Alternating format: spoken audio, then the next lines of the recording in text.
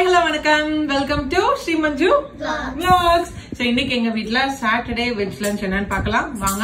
அதுக்கு முன்னாடி உங்க வீட்ல என்ன லஞ்ச்ங்கறது மறக்காம கமெண்ட் பட்டன்ல கமெண்ட் பண்ணுங்க.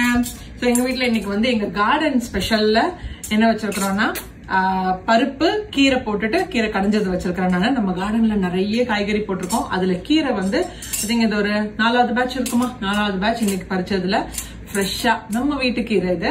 அடுத்தால வாழைக்காய் கூட்டு மாதிரி வச்சிருக்கிறேன். அப்புறம் ஒருத்திக்கு வந்து ஆராத்யாவுக்கு வந்து வெண்டைக்காய் ஃப்ரை பிடிக்கும், தித்யாவுக்கு வந்து உருளைக்கிழங்கு ஃப்ரை, ஸ்ரீதருக்கு வந்துட்டு இந்த மாதிரி பாகக்காய் ஃப்ரை பண்ணி வச்சோம்னா ரோஸ்ட் பண்ணி வச்சோம்னா அவருக்கு பிடிக்கும். இது லெஃப்ட் ஓவர் கேபேஜ். அண்ட் எனக்கு வந்துட்டு இந்த பருப்பு ஆக்சுவலா எனக்கு ரொம்ப பிடிக்காது.